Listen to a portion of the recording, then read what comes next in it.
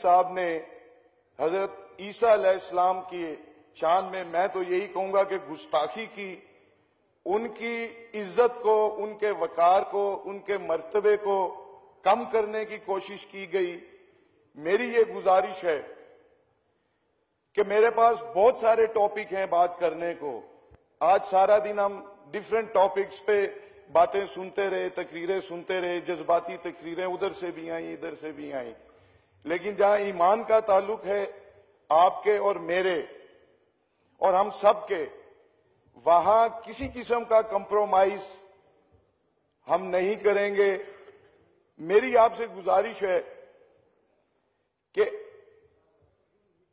ایک میں یہ کہوں گا کہ نور الحق قادری صاحب اور علی محمد صاحب کو نکال کے کہ ان کی کم علمی یہ ہے کہ حضرت عیسیٰ علیہ السلام کو کہا کہ تاریخ میں بڑا کم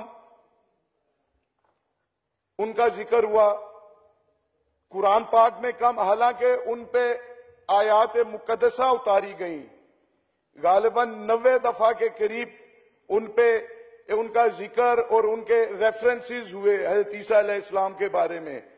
اور کبھی نعت شریف کو کہا جاتا ہے کہ یہ بورنگ ہے، اور کبھی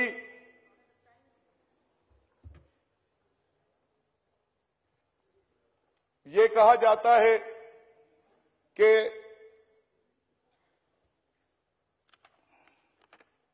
عید کے خطبے ہونے سے پہلے ہی تقریر کر دی جاتی ہے۔ یہ ہمارے عمران نیازی صاحب کا کم علمی کی کہ آپ احرام میں جاتے ہیں، عمرہ کرنے جاتے ہیں اور جرابیں پہنی ہوئی ہوتی ہیں۔ آپ نے مدینہ شریف کا بڑا احترام کیا، آپ نے ننگے پاؤں مدینہ ایئرپورٹ پہ آپ اترے، لیکن یہ انہیں نہیں پتا کہ مدینہ شریف کا جو ایئرپورٹ ہے وہ حدود حرم سے باہر ہے، حدود حرم کے وہ اندر نہیں ہے۔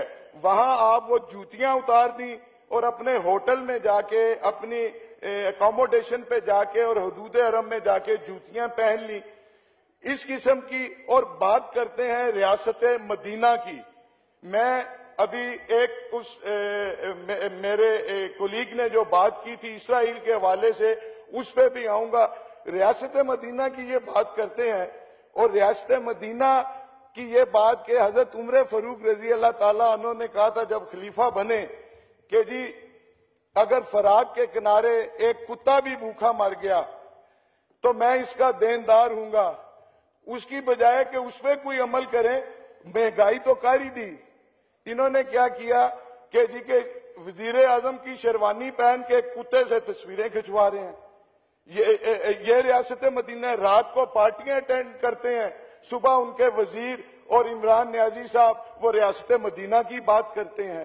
یہ دوہرا معیار، میں کہتا ہوں اور بات کریں، سیاست پہ کریں، کرکٹ پہ کریں، معاشی معاملات پہ کریں، ایمانی ہمارے جو غلامان مصطفیٰ صلی اللہ علیہ وآلہ وسلم ان کے ایمان کو یہ اگر انہوں نے اتنے یہ ریاست مدینہ کی بات کرتے تھے تو اپنے اوتھ والے دن یہ مدینہ شریف سے بلاتے نہ کسی امام کعبہ کو بلاتے، امام مسجد نبوی کو بلاتے، نجف اشرف سے کسی آیت اللہ کو بلاتے، بغداد شریف سے کسی ولی کو بلاتے، اور کسی اور نہیں تو ادھر مدینہ یونیورسٹی سے کسی پڑھے ہوئے کسی عالم دین کو بلاتے، حسن اقبال صاحب کوئی بلا لیتے، یہ آنریری ادھر مدینہ یونیورسٹی کے پروفیسر ہیں، کسی پاکستانی مزدور کو بلاتے کہ سمبولک، لیکن بلایا کیا انہوں نے؟ وہ جو فلمی دنیا کے جی ستارے ہیں جن کے ساتھ خان آتا ہے ان کو انڈیا سے بلا لیا، سکھ کو بلا لیا، ہندو کو بلا لیا۔ بات آپ کرتے ہیں ریاست مدینہ کی۔ اس طرح کا دورہ معیار ہمارے آپ ایمانوں کے ساتھ نہ کھیلیں۔ ہماری مہنگائی ہمیں قبول ہے، لوڈ شیڈنگ قبول ہے، آپ نیب کی سختیاں قبول ہیں، آپ جو کرپشن اور آپ کے جو یا آپ راگ الاپتے ہیں سب قبول ہیں، لیکن یہ قبول نہیں ہے ناموس رسالت، ناموس انبیاء، ناموس صحابہ اور ناموس اولیاء پہ ہم کمپرومائز کبھی بھی نہیں کریں گے۔ اور ادھر ہماری ایک، میں کیا کہوں، میں تو عورت کو ہر درجے سے عزت دیتا ہوں، وہ ماں کے روپ میں ہو، بہن کے روپ میں ہو، بیوی کے روپ میں ہو، بیٹی کی روپ میں ہو، لیکن ادھر دین کے بارے میں اتنی غلط باتیں کی گئی، کہا گیا کہ ٹریٹیز بنائی۔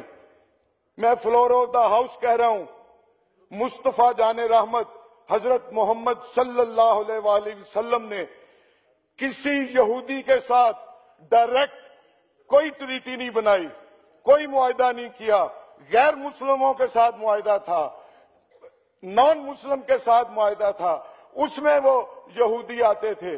باقیوں نے اپنا وفائے عہد کیا، یہودیوں نے نہیں کیا، اور انہوں نے یہودیوں کو مدینہ شریف سے باہر نکال دیا، سب ان کو یہودیوں کو، اور پھر وہ خیبر میں جا کے مقیم، پھر خیبر میں جا کے مولا کائنات حضرت علی کرم اللہ وجہہ نے ادھر جا کے ان کا قتل عام کیا۔